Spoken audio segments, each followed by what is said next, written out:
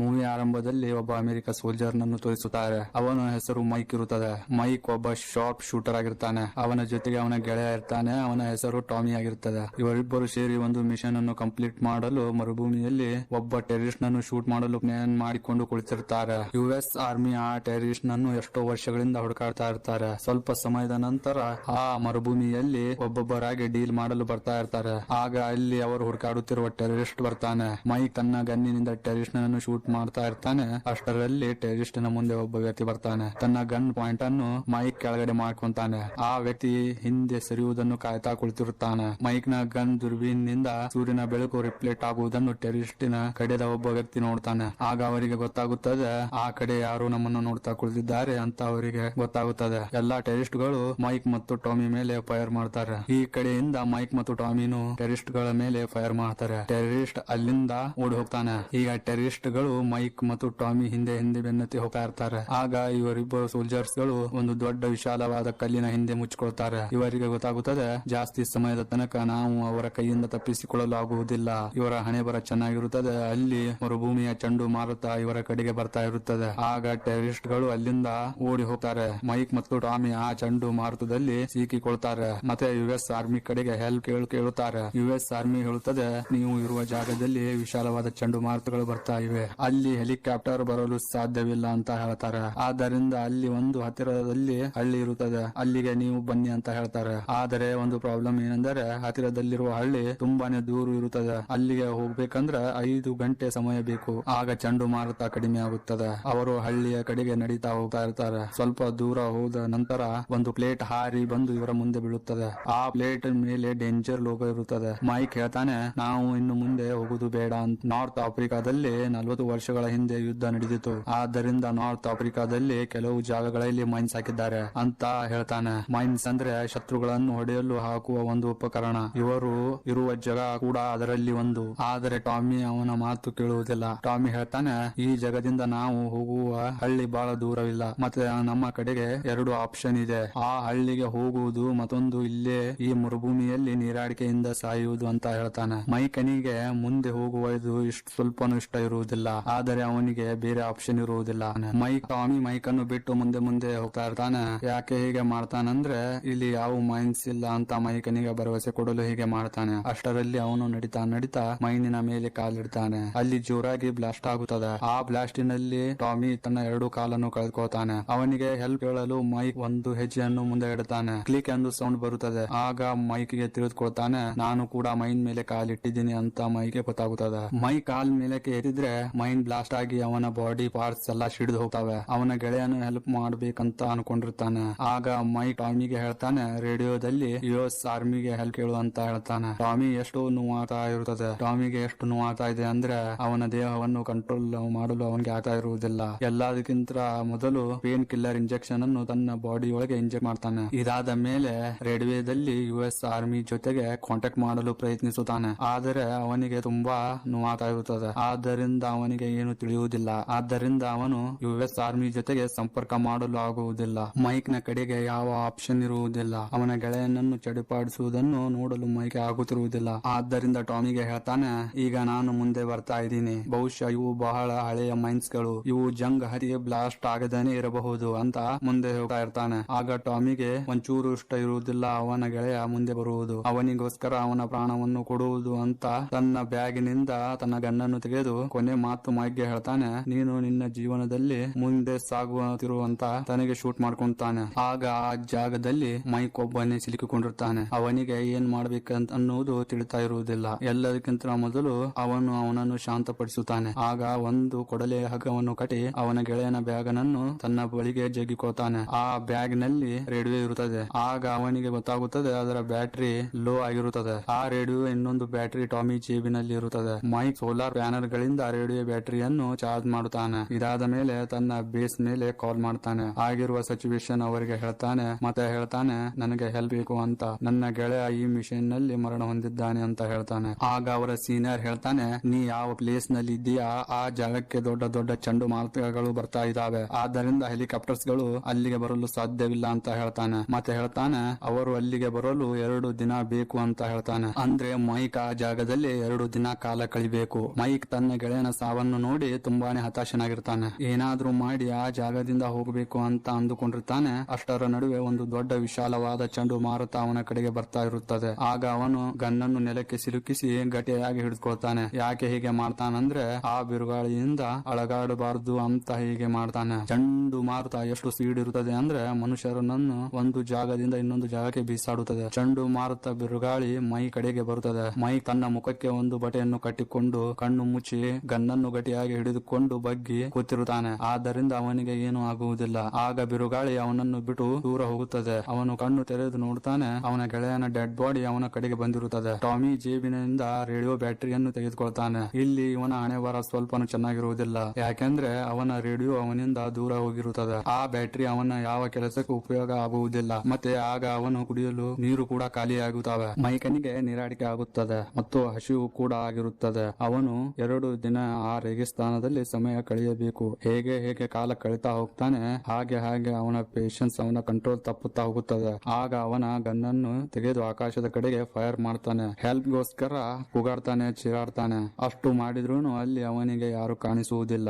ಆಗ ಅವನು ಯೋಚಿಸ್ತಾನೆ, ಹೀಗೆ ನರಳಿ ಸಾಯುವುದಕ್ಕಿಂತ ಒಂದು ಸಲ ಸತ್ತು ಹೋಗುವುದು ಮೇಲು ಅಂತ ತನ್ನ ಗನ್ನನ್ನು ತೆಗೆದು ತನ್ನ ತಲೆಗೆ ಪಾಯಿಂಟ್ ಮಾಡ್ತಾನೆ. ತನಗೆ ಶೂಟ್ ಮಾಡಲು ಗನ್ನಿನ ಸ್ಟಿಗರ್ ಬಟನ್ ಅನ್ನು ಓದ್ತಾ ಇರ್ತಾನೆ. ಅಷ್ಟರಲ್ಲಿ ಅವನ ಮುಂದೆ ಒಬ್ಬ ವ್ಯಕ್ತಿಯನ್ನು ನೋಡ್ತಾನೆ. ಅಲ್ಲೇ ಹತ್ತಿರದ ಹಳ್ಳಿಯಿಂದ ಅವನ ಕಡೆಗೆ ಬರ್ತಾ ಇರ್ತಾನೆ. ಮೈಕ್ ಅವನನ್ನು ನೋಡಿ ಸಿಚುವೇಶನ್ ಅನ್ನು ಅವನಿಗೆ ಹೇಳ್ತಾನೆ. ಆಗ ಆ ವ್ಯಕ್ತಿ ಹೇಳ್ತಾನೆ, ಹಾಗೆ ನಿಂತಿರುವುದರಿಂದ ಏನು ಕೆಲಸ ಆಗುವುದಿಲ್ಲ, ಆ ಜಾಗ ಬಿಟ್ಟು ಮುಂದೆ ಬರಬೇಕು ಅಂತ ಹೇಳ್ತಾನೆ. ಆಗ ಮೈಕ್ ಹೇಳ್ತಾನೆ, ನಾನು ಒಂದು ಹೆಜ್ಜೆ ಆದ್ರೂ ಮುಂದೆ ಇಟ್ರೆ ನನ್ನ ಗೆಳೆಯನ ತರ ನಾನು ಕೂಡ ಸತ್ತು ಹೋಗ್ತೀನಿ ಅಂತ ಹೇಳ್ತಾನೆ. ಆಗ ಆ ವ್ಯಕ್ತಿ ಮೈಕ್ ನ ಕಡೆಗೆ ಬರ್ತಾ ಇರ್ತಾನೆ. ಆದ್ರೆ ಅವನು ನೇರವಾಗಿ ಬರುವುದಿಲ್ಲ, ಜಿಗ್ ಜಾಕ್ ಮೋಷನ್ ನಲ್ಲಿ ಬರ್ತಾ ಇರ್ತಾನೆ. ಯಾಕೆ ಹೀಗೆ ಮಾಡ್ತಾನಂದ್ರೆ ಅವನಿಗೆ ಗೊತ್ತಿರುತ್ತದೆ ಅಲ್ಲಿ ಮೈನ್ಸ್ ಗಳು ಇದಾವೆ ಅಂತ. ಮೈಕ್ ತನ್ನ ಕಡೆ ಇರುವ ನೀರಿನ ಬಾಟಲ್ ಅನ್ನು ಅವನ ಕೈಗೆ ಕೊಡ್ತಾನೆ. ಯಾಕೆಂದ್ರೆ ಅವನಿಗೆ ತುಂಬಾನೇ ನಿರಾಡಿಕೆ ಆಗಿರುತ್ತದೆ. ಅದರ ಜೊತೆಗೆ ತನ್ನ ರೇಡಿಯೋ ಬ್ಯಾಗ್ ಅವನನ್ನು ಬಿಟ್ಟು ದೂರ ಹೋಗಿರುತ್ತದೆ. ಆ ಬ್ಯಾಗ್ ಅನ್ನು ತಂದು ಕೊಡು ಅಂತ ಆ ವ್ಯಕ್ತಿಯಲ್ಲಿ ಕೇಳ್ಕೊಳ್ತಾನೆ. ಆಗ ಆ ವ್ಯಕ್ತಿ ಹೇಳ್ತಾನೆ, ಇಲ್ಲಿ ಯಾವ ಮ್ಯೂಸಿಕ್ ಕೂಡ ಕೇಳುವುದಿಲ್ಲ, ಯಾಕಂದ್ರೆ ನಿನಗೆ ಡ್ಯಾನ್ಸ್ ಕೂಡ ಮಾಡಲು ಆಗುವುದಿಲ್ಲ ಅಂತ ಹೇಳ್ತಾನೆ. ಮತ್ತೆ ನಿನಗೆ ಈ ಜಾಗವನ್ನು ಬಿಟ್ಟು ಮುಂದೆ ಬರಬೇಕು ಅಂತ ಅಲ್ಲಿಂದ ಹೇಳಿ ಹೊರಟೋಗ್ತಾನೆ. ಹಾಗೆಯೇ ಮೈಕ್ ಎಷ್ಟು ಸಮಯದ ಹಾಗೆ ಅದೇ ಜಾಗದಲ್ಲಿ ನಿಂತುಕೊಳ್ತಾನೆ. ಸ್ವಲ್ಪ ಸಮಯದ ನಂತರ ಆ ವ್ಯಕ್ತಿ ಹೋಗಿರುವ ದಾರಿಯಲ್ಲಿ ಒಂದು ಸಣ್ಣ ಹುಡುಗಿಯನ್ನು ತೋರಿಸುತ್ತಾರೆ. ಕೈಯಲ್ಲಿ ನೀರಿನ ಬಾಟಲ್ ಅನ್ನು ಹಿಡಿದುಕೊಂಡು ಮೈಕ್ ನ ಕಡೆಗೆ ಬರ್ತಾ ಇರ್ತಾಳೆ. ಅವಳು ಕೂಡ ನೇರವಾಗಿ ಬರದೇನೆ ಜಿಗ್ ಜಾಕ್ ಮೋಷನ್ ನಲ್ಲಿ ಬರ್ತಾ ಇರ್ತಾಳೆ. ಮೈಕನಿಗೆ ಕುಡಿಯಲು ನೀರನ್ನು ಕೊಡ್ತಾಳೆ. ಅದರ ಜೊತೆಗೆ ತನ್ನ ಕೊರಳಿನಲ್ಲಿ ಕಟ್ಟಿರುವ ಒಂದು ಚೀಲವನ್ನು ಉಚ್ಚಿ ಅದರಲ್ಲಿ ಸೋಲ್ಜರ್ ಟಾಯ್ ಅನ್ನು ತೆಗೆದು ಮೈಕ್ ನ ಕೈಗೆ ಕೊಡ್ತಾಳೆ. ಮೈಕ್ ನ ಕಡೆಗೆ ಅಂತಾದೆ ಒಂದು ಸೋಲ್ಜರ್ ಟಾಯ್ ಇರುತ್ತದೆ. ಆ ಟಾಯ್ ಅನ್ನು ಆ ಹುಡುಗಿ ಕೊಡ್ತಾನೆ. ಮತ್ತೆ ಅವನಿಗೆ ಅವನಿಂದ ದೂರ ಇರುವ ರೇಡಿಯೋ ಬ್ಯಾಗ್ ಅನ್ನು ತಂದು ಕೊಡು ಅಂತ ಕೇಳ್ಕೊತಾನೆ. ಆ ಸಣ್ಣ ಹುಡುಗಿ ಮೈಕ್ಗೆ ಬ್ಯಾಗ್ ಅನ್ನು ತಂದು ಕೊಡುವುದಿಲ್ಲ. ಈ ಹುಡುಗಿ ಯಾರು ಅಂದ್ರೆ ಮೊದಲು ಒಬ್ಬ ವ್ಯಕ್ತಿ ಬಂದಿರ್ತಾನಲ್ಲ ಅವನ ಮಗಳಿರ್ತಾಳೆ. ಆ ಹುಡುಗಿ ಅಲ್ಲಿಂದ ಓಡಿ ಹೋಗ್ತಾಳೆ. ಮತ್ತೆ ರಾತ್ರಿ ಕೂಡ ಆಗ್ತಾ ಇರುತ್ತದೆ. ಮೈಕ್ ತನ್ನ ಜೇಬಿನಿಂದ ತನ್ನ ಫೋನ್ ತೆಗೆದು ನೋಡ್ತಾನೆ. ಅಲ್ಲಿ ಅವನ ಪತ್ನಿ ಒಂದು ರೆಕಾರ್ಡೆಡ್ ವಿಡಿಯೋ ಇರುತ್ತದೆ. ಆ ವಿಡಿಯೋದಲ್ಲಿ ಅವನ ಪತ್ನಿ ಹೇಳ್ತಾಳೆ, ಮಿಷನ್ ಕಂಪ್ಲೀಟ್ ಮಾಡಿ ಬೇಗ ಬಂದ್ಬಿಡು, ನಾನು ಕಾಯ್ತಾ ಇರ್ತೀನಿ ಅಂತ ಹೇಳ್ತಾಳೆ. ಇದನ್ನು ನೋಡಿ ಮೈಕ್ ತುಂಬಾನೇ ಎಮೋಷನಲ್ ಆಗ್ತಾನೆ. ತನ್ನ ಬ್ಯಾಗಿನಿಂದ ಬೇಡವಾದ ವಸ್ತುಗಳನ್ನು ತೆಗೆದು ಬೆಂಕಿಯನ್ನು ಹಚ್ಚುತ್ತಾನೆ. ಅವನಿಗೆ ತುಂಬಾ ಸುಸ್ತಾಗಿರುತ್ತದೆ. ಆದ್ದರಿಂದ ಅವನಿಗೆ ನಿದ್ರೆ ಕೂಡ ಬರ್ತಾ ಇರುತ್ತದೆ. ಆಗ ಅವನ ಹಚ್ಚಿರುವ ಬೆಂಕಿ ಆರಿ ಹೋಗುತ್ತದೆ. ಅವನಿಗೆ ಗೊತ್ತಾಗುವುದಿಲ್ಲ. ಅಷ್ಟರಲ್ಲಿ ಪ್ರಾಣಿಗಳ ಸೌಂಡ್ ಕೇಳಲು ಸ್ಟಾರ್ಟ್ ಆಗುತ್ತದೆ. ಅವುಗಳು ಜಂಗಲಿ ನಾಯಿಗಳಾಗಿರ್ತವೆ. ಮೈಕ್ ನನ್ನು ಬೇಟೆಯಾಡಲು ಮೈಕ್ ನ ಕಡೆಗೆ ಬರ್ತಾ ಇರ್ತವೆ. ಅವುಗಳ ಮೇಲೆ ತನ್ನ ಗನ್ನಿನಿಂದ ಫೈರ್ ಮಾಡ್ತಾನೆ. ರಾತ್ರಿ ಆಗಿರುವುದರಿಂದ ಮೈಕನಿಗೆ ಏನು ಕಾಣಿಸುವುದಿಲ್ಲ. ಮೈಕ್ ಟಾರ್ಚ್ ಅನ್ನು ಹಚ್ಚಿ ಒಂದು ನಾಯನ್ನು ನೋಡ್ತಾನೆ ಮತ್ತೆ ಫೈರ್ ಮಾಡ್ತಾನೆ. ಹೀಗೆ ಮಾಡಿ 2 ಜಂಗಲಿ ನಾಯಿಗಳನ್ನು ಹೊಡೆದಾಡ್ತಾನೆ. ಒಂದು ಜಂಗಲಿ ನಾಯಿ ಜಿಗಿದು ಮೈನ್ ಮೇಲೆ ಬೀಳುತ್ತದೆ. ಅಲ್ಲಿ ಒಂದು ತುಂಬಾನೇ ದೊಡ್ಡದಾದ ಬ್ಲಾಸ್ಟ್ ಆಗುತ್ತದೆ. ಆ ಬ್ಲಾಸ್ಟಿನಿಂದ ಅಲ್ಲಿರುವ ಜಂಗಲಿ ನಾಯಿಗಳು ಓಡಿ ಹೋಗ್ತವೆ. ಮತ್ತೆ ಬೆಳಕಾಗುತ್ತದೆ. ಮತ್ತೆ ಅದೇ ವ್ಯಕ್ತಿ ಮೈಕ್ ನ ಕಡೆಗೆ ಬರ್ತಾನೆ. ಮೈಕ್ ಜೀವಂತ ಇರುವುದನ್ನು ಕಂಡು ಆ ವ್ಯಕ್ತಿಗೆ ಆಶ್ಚರ್ಯವಾಗುತ್ತದೆ. ಆ ವ್ಯಕ್ತಿ ಮೈಕನ್ಗೆ ಹೇಳ್ತಾನೆ, ಈ ವಿಶಾಲವಾದ ಮರುಭೂಮಿಯಲ್ಲಿ ಸ್ವಲ್ಪನ ಜಾಗ ಬಿಟ್ಟು ಅಳಗಾಡದೇನೆ ಜಂಗಲಿ ಪ್ರಾಣಿಗಳಿಂದ ಪ್ರಾಣ ಬದುಕಿಸಿಕೊಂಡಿರುವುದು ನನಗೆ ಆಶ್ಚರ್ಯವಾಗಿದೆ ಅಂತ ಹೇಳ್ತಾನೆ. ಆ ವ್ಯಕ್ತಿ ಮತ್ತೊಮ್ಮೆ ಹೇಳ್ತಾನೆ, ನೀನು ಆ ಜಾಗವನ್ನು ಬಿಟ್ಟು ಮುಂದೆ ಬರಬೇಕು ಅಂತ. ಮೈಕ್ ಆ ವ್ಯಕ್ತಿಯ ಮಾತು ಕೇಳುವುದಿಲ್ಲ. ಆಗ ಮೈಕ್ ಹೇಳ್ತಾನೆ, ನಿಮಗೆ ಗೊತ್ತಿದೆ ಮೈನ್ಸ್ ಗಳು ಎಲ್ಲಿದಾವೆ ಅಂತ, ಅದಕ್ಕೆ ನೀವು ಜಿಗ್ ಜಾಕ್ ಮೋಷನ್ ಅಲ್ಲಿ ಬರ್ತೀರಾ. ಆಗ ಆ ವ್ಯಕ್ತಿ ಹೇಳ್ತಾನೆ, ನನಗೂ ಕೂಡ ಮೈನ್ಸ್ ಎಲ್ಲಿದಾವೆ ಅಂತ ಗೊತ್ತಿಲ್ಲ. ನೇರವಾಗಿ ಬಂದ್ರೆ ಯಾವಾಗ್ಲಾದ್ರೂ ಒಂದು ಸಲ ಮೈನ್ ಮೇಲೆ ಕಾಲಿಡಬೇಕು ಅಂತ ನಾನು ಜಿಗ್ ಜಾಕ್ ಮೋಷನ್ ಅಲ್ಲಿ ಬರ್ತೀನಿ ಅಂತ ಹೇಳ್ತಾನೆ. ಮೈಕ್ ಅವರ ರೇಡಿಯೋ ಅನ್ನು ಕೇಳ್ತಾನೆ. ಆಗ ಆ ವ್ಯಕ್ತಿ ರೇಡಿಯೋ ಅನ್ನು ತಂದು ಮೈಕ್ ನ ಕೈಗೆ ಕೊಟ್ಟು ಅಲ್ಲಿಂದ ಹೊರಟು ಹೋಗ್ತಾನೆ. ಮೈಕ್ ಗೆ ಮೈಕ್ಗೆ ಭ್ರಮೆಯಾಗಲು ಸ್ಟಾರ್ಟ್ ಆಗುತ್ತದೆ. ಮೈಕ್ಗೆ ತನ್ನ ಗೆಳೆಯ ಟಾಮಿ ಕಾಣಿಸುತ್ತಾನೆ. ಮೈಂಡ್ ಬ್ಲಾಸ್ಟ್ ಆಗಿರುವುದರಿಂದ ಅವನು ಈ ಭೂಮಿ ಮೇಲೆ ಇರುವುದಿಲ್ಲ. ಟಾಮಿ ಅವನಿಗೆ ಹೇಳ್ತಾನೆ, ಇನ್ನು ತನಕ ನೀನು ಇಲ್ಲೇ ನಿಂತಿದೀಯಾ, ನೀನು ಮನೆಗೆ ಹೋಗ್ಬೇಕು, ಅಲ್ಲಿ ನಿನ್ನ ಪತ್ನಿ ನಿನಗೋಸ್ಕರ ಕಾಯ್ತಾ ಕುಂತಿದ್ದಾಳೆ ಅಂತ ಹೇಳ್ತಾನೆ. ಮೈಕ್ ನ ಜೀವನದಲ್ಲಿ ನಡೆದಿರುವ ಹಳೆ ಘಟನೆಗಳು ನೆನಪಾಗಲು ಸ್ಟಾರ್ಟ್ ಆಗುತ್ತವೆ.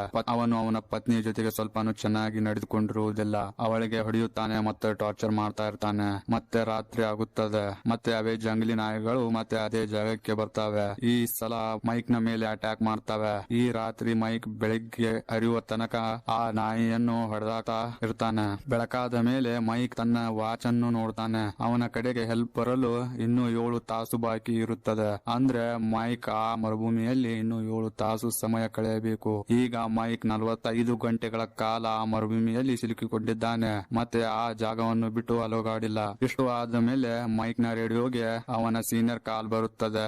ಅವನ ಸೀನಿಯರ್ ಅವನ್ಗೆ ಹೇಳ್ತಾನೆ, ಯಾವ ಟೀಮ್ ಅವನ ಹೆಲ್ಪ್ ಗೋಸ್ಕರ ಬರ್ತಾ ಇದೆ ಅದು ಇನ್ನು 10 ಗಂಟೆಗಳ ಕಾಲ ಲೇಟ್ ಆಗಿದೆ ಅಂತ ಹೇಳ್ತಾನೆ. ಅಂದರೆ ಅವನಿಗೆ ಮೊದಲನೇ 7 ತಾಸು ಗಂಟೆ ಕಾಲ ಕಳಿಬೇಕಿತ್ತು, ಈಗ 10 ಗಂಟೆ ಅಂದ್ರೆ 17 ಗಂಟೆಗಳ ಕಾಲ ಅವನು ಆ ಮರುಭೂಮಿಯಲ್ಲಿ ಕಳಿಬೇಕು. ಮೈಕ್ಗೆ ಹೇಳ್ತಾನೆ ಅವ್ರ ಸೀನಿಯರ್, ನಿನ್ ಕೈಲಿ ಆಗುತ್ತಾ ಅಂತ ಕೇಳ್ತಾನೆ. ಆಗ ಮೈಕ್ ಇಲ್ಲ ಅಂತ ಹೇಳ್ತಾನೆ. ಆಗ ಅವರ ಸೀನಿಯರ್ ಹೇಳ್ತಾನೆ, ನಿನ್ನ ಜೊತೆಗೆ ಯಾರು ಮಾತನಾಡ್ಬೇಕಂತ ಇದ್ದಾರೆ. ಇನ್ನೊಂದು ಕಡೆ ಅವನ ಪತ್ನಿಯ ವಾಯ್ಸ್ ಕೇಳಿಸುತ್ತದೆ. ಮೈಕ್ ಅವಳ ಹತ್ತಿರ ಕ್ಷಮೆ ಕೇಳ್ತಾನೆ.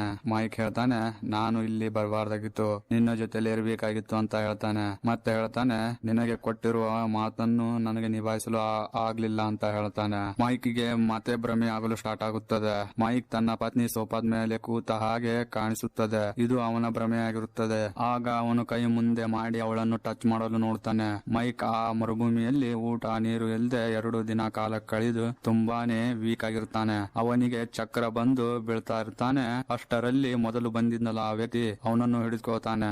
ಆಗ ಆ ವ್ಯಕ್ತಿ ಹೇಳ್ತಾನೆ, ಒಂದು ಸಲ ನಾನು ಮೈನ್ ಮೇಲೆ ಕಾಡ್ಲಿಟ್ಟಿದ್ದೆ, ಆದ್ದರಿಂದ ನನಗೆ ಒಂದು ಕಾಲು ಇಲ್ಲ ಅಂತ ಹೇಳ್ತಾನೆ. ಆವಾಗ ನನ್ನನ್ನು ಆಸ್ಪತ್ರೆಗೆ ಕರೆದುಕೊಂಡು ಹೋದ್ರು. ಅಲ್ಲಿ ಒಂದು ಮ್ಯೂಸಿಕ್ ಕೇಳಿಸಿತು, ಯು ಕೀಪ್ ಮೂವಿಂಗ್, ಅಂದ್ರೆ ನೀನು ಯಾವಾಗ್ಲೂ ಮುಂದೆ ಸಾಗು ಅಂತ. ಆಗ ನಾನು ಆ ಮ್ಯೂಸಿಕ್ ನನ್ನು ಕೇಳ್ತಾ ಇರ್ಲಿಲ್ಲ. ನಾನು ನನ್ನ ಕಾಲಿನ ಬಗ್ಗೆ ವಿಚಾರ ಮಾಡ್ತಾ ಇದ್ದೆ. ನನ್ನ ಭವಿಷ್ಯ ಹಾಳಾಯ್ತು ಅಂತ ವಿಚಾರ ಮಾಡ್ತಾ ಇದ್ದೆ. ಆಗ ಅಲ್ಲಿಗೆ ನರ್ಸ್ ಬಂದು ಅವಳು ನನ್ನನ್ನು ನೋಡಿ ಸ್ಮೈಲ್ ಮಾಡಿದ್ಲು. ಇದಾದ್ಮೇಲೆ ಆ ಮ್ಯೂಸಿಕ್ ನಾನು ಕೇಳಿದೆ. ನಾವು ಯಾವಾಗ್ಲೂ ಮುಂದೆ ಸಾಕ್ತಾನೆ ಇರಬೇಕು. ಇದಾದ ಮೇಲೆ ನನ್ನ ಪತ್ನಿಯನ್ನು ಮೀಟ್ ಆದೆ. ಅವಳು ನನ್ನನ್ನು ಸಾಕಿದ್ಲು. ನಮಗೆ ಮಕ್ಕಳಾದವು. ಒಮ್ಮೊಮ್ಮೆ ಜೀವನದಲ್ಲಿ ಕೆಟ್ಟದಾಗಿರುವ ಸಮಯ ಕೂಡ ಮುಂದೆ ಹೋಗಿ ಒಳ್ಳೆಯ ಸಮಯ ಆಗುತ್ತದೆ. ಇಲ್ಲಿಂದ ನಾನು ಮೈನ್ಸ್ ಗಳನ್ನು ಹೊರಗಡೆ ತೆಗಿತೀನಿ ಮತ್ತೆ ಅವುಗಳನ್ನು ಮಾರಾಟ ಮಾಡ್ತೀನಿ. ಪಾಯಿಂಟ್ ಗಳನ್ನು ತೆಗೆದ ಮೇಲೆ ಅವುಗಳ ಜಗಕ್ಕೆ ಟಿನ್ ಗಳ ಡಬ್ಬಿಯನ್ನ ಹೊತ್ತಾಕ್ತೀನಿ ಅಂತ ಹೇಳ್ತಾನೆ. ಯಾಕೆ ಹೀಗೆ ಮಾಡ್ತಾನಂದ್ರೆ ಆರ್ಮಿ ಡಿಜಿಟಲ್ ಮಷಿನ್ ಗಳಲ್ಲಿ ಗೊತ್ತಾಗಬಾರ್ದು ಅಂತ ಹೀಗೆ ಮಾಡ್ತೀನಿ ಅಂತ ಹೇಳ್ತಾನೆ. ಮೈಕ್ ಆ ವ್ಯಕ್ತಿಗೆ ಹೇಳ್ತಾನೆ, ನಿನ್ನೆ ನಾನು ನಿನ್ನ ಮಗಳನ್ನು ನೋಡಿದೆ, ಬಹಳ ಕ್ಯೂಟ್ ಆಗಿದ್ದಾಳೆ ಅಂತ ಹೇಳ್ತಾನೆ. ಆಗ ವ್ಯಕ್ತಿ ಹೇಳ್ತಾನೆ, ಕೆಲವು ವರ್ಷಗಳ ಹಿಂದೆ ಮೈಂಡ್ ಬ್ಲಾಸ್ಟ್ ಆಗಿ ನನ್ನ ಮಗಳು ಪ್ರಾಣ ಹೋಗಿದೆ. ಅದು ನಿನ್ನ ಮೂಢನಂಬಿಕೆ. ನನ್ನ ಮಗಳ ನನ್ನ ಜೊತೆಗೆ ನೋಡುವುದು ಅಂತ. ಆ ವ್ಯಕ್ತಿ ಹೇಳ್ತಾನೆ, ಈ ಜೀವನ ನನ್ನ ಕಡೆಯಿಂದ ತುಂಬಾನೇ ಬೇಕಾದ ವಸ್ತುಗಳನ್ನು ಕಸಿದುಕೊಂಡಿದೆ. ಈ ಜನ್ಮ ಎಷ್ಟು ಕ್ರೂರಿಯಾದರೂ ಜೀವನದಲ್ಲಿ ಮುಂದೆ ಸಾಗ್ಬೇಕು ಅಂತ ಹೇಳ್ತಾನೆ. ಇಷ್ಟು ಹೇಳಿ ಅಲ್ಲಿಂದ ವ್ಯಕ್ತಿ ಹೋಗ್ತಾ ಇರ್ತಾನೆ. ಅವನ ಹಿಂದೆ ಹಿಂದೆ ಅವಳ ಮಗಳು ಕೂಡ ಹೋಗ್ತಾ ಇರ್ತಾಳೆ. ಸ್ವಲ್ಪ ಮುಂದೆ ಹೋಗಿ ಅವಳು ಮಗಳು ಅಲ್ಲಿಂದ ಮಾಯವಾಗ್ತಾಳೆ. ಮೈಕ್ ನ ಭ್ರಮೆ ಮತ್ತೆ ಸ್ಟಾರ್ಟ್ ಆಗುತ್ತದೆ. ಅವನು ಸಣ್ಣವನಿದ್ದಾಗ ಅವರ ತಂದೆ ಅವನ ತಾಯಿ ಮತ್ತು ಅವನಿಗೆ ತುಂಬಾನೇ ಹೊಡಿತಿದ್ರು ಮತ್ತು ತುಂಬಾನೇ ಟಾರ್ಚರ್ ಮಾಡ್ತಿದ್ರು. ಅವನ ಭ್ರಮೆಯಲ್ಲಿ ಮತ್ತೊಂದು ಎಮೋಷನಲ್ ದೃಶ್ಯವನ್ನು ನೋಡ್ತಾನೆ. ಅವನ ತಾಯಿ ಆಸ್ಪತ್ರೆಯಲ್ಲಿ ಕೊನೆ ಉಸಿರು ತೆಗೆದುಕೊಳ್ತಾ ಇರ್ತಾರೆ. ಮತ್ತೆ ಅವನಿಗೆ ಹೇಳ್ತಾರೆ, ಜೀವನದಲ್ಲಿ ಏನಾದ್ರೂ ಸರಿ ಮುಂದೆ. ಮೈಕ್ ಭ್ರಮೆಯಿಂದ ಹೊರಗಡೆ ಬರ್ತಾನೆ. ಅವನ ಬೆನ್ನಿಗೆ ಒಂದು ಗುಂಡು ಬಂದು ನಡುತ್ತದೆ. ಅವನಿಗೆ ಗೊತ್ತಾಗುತ್ತದೆ, ಅವನು ಯಾವ ಟೆರರಿಸ್ಟ್ ಅನ್ನು ಹೊಡೆಯಲು ಬಂದಿದ್ನೋ ಅವರ ಕಡೆದವರು ಅವನು ಹುಡುಕಾಡುತ್ತಾ ಅಲ್ಲಿಗೆ ಬಂದಿದ್ದಾರೆ. ಮೈಕ್ ತನ್ನ ಗಣ್ಯನಿಂದ ಬಹಳ ಸಾಹಸದಿಂದ ಒಬ್ಬೊಬ್ಬರನ್ನು ಹೊಡೆದು ಹಾಕ್ತಾನೆ. ಲಾಸ್ಟ್ ಟಾರ್ಗೆಟ್ ಹೊಡ್ತಾ ಇರ್ತಾನೆ. ಅವನ ಗನ್ನಿಲಲ್ಲಿ ಬುಲೆಟ್ ಖಾಲಿ ಆಗುತ್ತದೆ. ಆ ಲಾಸ್ಟ್ ಟಾರ್ಗೆಟ್ ವ್ಯಕ್ತಿ ಅವನ ತಂದೆ ಆಗಿರ್ತಾನೆ. ಹೀಗೆ ಯಾಕೆ ಆಗುತ್ತದೆ ಅಂದ್ರೆ ಮೈಕ್ ಭ್ರಮೆಯಲ್ಲಿ ಭ್ರಮೆಯನ್ನು ಕಾಣ್ತಾ ಇರ್ತಾನೆ. ಮೈಕ್ ನ ಕಣ್ಣಿನ ಮುಂದೆ ಅವರ ತಂದೆ ಇರ್ತಾರೆ. ಮೈಕ್ ನ ಹತ್ತಿರ ಬಂದು ಮೈಕ್ ನನ್ನು ತಪ್ಪಿಕೊಳ್ತಾರೆ. ಮೈಕ್ ಗೆ ಅನಿಸುತ್ತದೆ, ಜೀವನ ಪೂರ್ತಿ ಯಾರನ್ನು ದ್ವೇಷಿಸ್ತಿದ್ನೋ ಅವರು ನನ್ನ ಹತ್ತಿರ ಇದ್ದಾರೆ. ಯಾಕೆಂದ್ರೆ ಅವರು ನನ್ನನ್ನು ತುಂಬಾನೇ ಇಷ್ಟಪಡ್ತಾರೆ. ಇಷ್ಟ ಆದ ಮೇಲೆ ಮೈಕ್ ನನ್ನು ಬದುಕಿಸಲು ಅವನ ಆರ್ಮಿ ಕ್ಯಾಂಪ್ ಅವನ ಹತ್ತಿರ ಬರುತ್ತಿರುತ್ತದೆ. ಆದ್ರೆ ಪ್ರಾಬ್ಲಮ್ ಏನೆಂದರೆ ಅಂತ ವಿಶಾಲವಾದ ಮರುಭೂಮಿಯಲ್ಲಿ ಮೈಕ್ ನನ್ನು ನೋಡಲು ಸಾಧ್ಯವಾಗುತ್ತಿರುವುದಿಲ್ಲ. ಏಕೆಂದರೆ ಮರುಭೂಮಿಯಲ್ಲಿ ಗಾಡಿಗಳು ಓಡಾಡ್ತಾ ಇದ್ರೆ ಅವುಗಳ ಧೂಳಿನಿಂದ ಯಾರನ್ನು ನೋಡಲು ಸಾಧ್ಯವಾಗುತ್ತಿರುವುದಿಲ್ಲ. ಮೈಕ್ ನ ಕಡೆಗೆ ಒಂದು ಆಪ್ಷನ್ ಇರುತ್ತದೆ. ಅವನಿಗೆ ಸ್ವಲ್ಪ ದೂರ ಪ್ಲೇಯರ್ ಗನ್ ಬಿದ್ದಿರುತ್ತದೆ. ಅದನ್ನು ಎತ್ತಿಕೊಳ್ಳಲು ತನ್ನ ಹೆಜ್ಜೆಯನ್ನು ಮುಂದೆ ಸಾಗಬೇಕು. ಇಲ್ಲ ಅಂದ್ರೆ ನೀರು ಮತ್ತು ಹೊಟ್ಟೆ ಹಸಿವಿನಿಂದ ಮರುಭೂಮಿಯಲ್ಲಿ ಸಾಯ್ಬೇಕು. ಆಗ ಅವನಿಗೆ ಆ ವ್ಯಕ್ತಿ ಮಾತು ನೆನಪಾಗುತ್ತದೆ. ಜೀವನದಲ್ಲಿ ಎಷ್ಟು ಕಷ್ಟ ಬಂದರೂ ನಾವು ಮುಂದೆ ಸಾಗ್ತಾ ಇರಬೇಕು. ಮೈಕ್ ಒಂದು ಕ್ಷಣಾನು ಯೋಚನೆ ಮಾಡದೆ ಧೈರ್ಯದಿಂದ ಮೈನ್ಸ್ ನ ಮೇಲೆ ಇರುವ ಹೆಜ್ಜೆಯನ್ನು ತೆಗೆದು ಮುಂದಕ್ಕೆ ಸಾಕ್ತಾನೆ. ಮೈಕ್ ಮುಂದಕ್ಕೆ ಹೋದ ಮೇಲೆ ಅಲ್ಲಿ ಯಾವ ಬ್ಲಾಸ್ಟ್ ಆಗುವುದಿಲ್ಲ. ಮೈಕ್ ಅದನ್ನು ನೋಡಿ ತುಂಬಾನೇ ಆಶ್ಚರ್ಯಗೊಳ್ತಾನೆ. ಮತ್ತೆ ಅವನು ಮೈನ್ ಇರುವ ಜಾಗವನ್ನು ಮರಳನ್ನು ಸರಿಸಿ ನೋಡ್ತಾನೆ. ಅಲ್ಲಿ ಒಂದು ಟಿನ್ ಬಾಟಲ್ ಇರುತ್ತದೆ. ಮೊದಲನೇ ಆ ವ್ಯಕ್ತಿ ಹೇಳಿರುತ್ತಾನೆ, ಇಲ್ಲಿರುವ ಮೈನ್ಸ್ ಗಳನ್ನು ತೆಗೆದು ಅಲ್ಲಿ ಟಿನ್ ಡಬ್ಬಿಯನ್ನು ಇಡುತ್ತೇವೆ ಅಂತ. ಆ ಮಾತು ಅವನಿಗೆ ನೆನಪಾಗುತ್ತದೆ. ಮೈಕ್ ಆ ಟಿನ್ ಬಾಟಲ್ ಅನ್ನು ಓಪನ್ ಮಾಡಿ ನೋಡ್ತಾನೆ. ಅದರಲ್ಲಿ ಒಂದು ಸೋಲ್ಜರ್ ಟಾಯ್ ಇರುತ್ತದೆ. ಮೈಕ್ ಅದೇ ಜಗದ ಮೇಲೆ ಮಲಗಿ ಖುಷಿಯಿಂದ ಒದ್ದಾಡ್ತಾನೆ. ಅವನು 51 ಗಂಟೆಗಳ ಕಾಲ ಆ ಜಗದ ಮೇಲೆ ನಿಂತಲ್ಲೇ ನಿಂತಿರುತ್ತಾನೆ. ಈ ಘಟನೆ ಮೈಕ್ ನ ಜೀವನವನ್ನೇ ಬದಲಾಯಿಸಿ ಬಿಡುತ್ತದೆ. ಸ್ವಲ್ಪ ದಿನಗಳ ನಂತರ ಅವನು ಅವನ ದೇಶಕ್ಕೆ ಹೋಗ್ತಾನೆ. ಅಲ್ಲಿ ಏರ್ಪೋರ್ಟಿನಲ್ಲಿ ಅವನ ಪತ್ನಿ ಅವನನ್ನು ಕರೆದುಕೊಂಡು ಹೋಗಲು ಬಂದಿರುತ್ತಾಳೆ. ಮೈಕ್ ಅವಳ ಮುಂದೆ ಹೋಗಿ ಮಂಡಿಯನ್ನು ಊರಿ ಕೂತ್ಕೊಳ್ತಾನೆ. ಯಾಕಂದ್ರೆ ಅವನಿಗೆ ಜೀವನ ಮತ್ತು ಸಮಯದ ವ್ಯಾಲ್ಯೂ ಏನಂತ ಗೊತ್ತಾಗಿರುತ್ತದೆ. ಅವನಿಗೆ ಗೊತ್ತಾಗಿರುತ್ತದೆ ಎಷ್ಟು ಕಷ್ಟ ಇದ್ದರೂ ಒಬ್ಬ ವ್ಯಕ್ತಿಗೆ ತನ್ನ ಜೀವನದಲ್ಲಿ ಖುಷಿಯಾಗಿರಬೇಕು. ಮತ್ತೆ ಮನುಷ್ಯನಿಗೆ ಅವನ ಜೀವನದಲ್ಲಿ ಮುಂದೆ ಸಾಗ್ತಾ ಇರಬೇಕು. ಒಮ್ಮೊಮ್ಮೆ ಕೆಟ್ಟ ಸಮಯನೂ ಕೂಡ ಮುಂದೆ ಹೋಗಿ ಒಳ್ಳೆ ಸಮಯ ತರುತ್ತದೆ. ಹೇಗೆ ಅಂದ್ರೆ ಮರುಭೂಮಿಯಲ್ಲಿ ಮೈಕ್ ನ ಜೀವನದಲ್ಲಿ ಒಬ್ಬ ವ್ಯಕ್ತಿ ಬಂದಿದ್ನಲ್ಲ ಹಾಗೆ. ಆ ವ್ಯಕ್ತಿ ಮತ್ತು ಮೈಕ್ ನ ಜೀವನದಲ್ಲಿ ಒಂದೇ ವ್ಯತ್ಯಾಸ. ಅದು ಏನೆಂದ್ರೆ ಎಷ್ಟ ಕಷ್ಟ ಆದರೂ ಜೀವನದಲ್ಲಿ ಮುಂದೆ ಸಾಗ್ತಾ ಇರಬೇಕು. ಇದು ಇಷ್ಟು ಕಥೆ ಇತ್ತು ಮೈನ್ ಮೂವಿಯಲ್ಲಿ. ಈ ಮೂವಿ 2016ರಲ್ಲಿ ಮೂವಿ ರಿಲೀಸ್ ಆಯ್ತು. IMDb rating 5.9. ವೀಕ್ಷಕರಿಗೆ ಈ ಮೂವಿ ಇಷ್ಟ ಆಗಿದೆ ಅಂತ ಅಂದ್ಕೊಂಡಿರ್ತೀವಿ. ಮತ್ತೆ ಸಿಗೋಣ ಮುಂದಿನ ವಿಡಿಯೋದಲ್ಲಿ.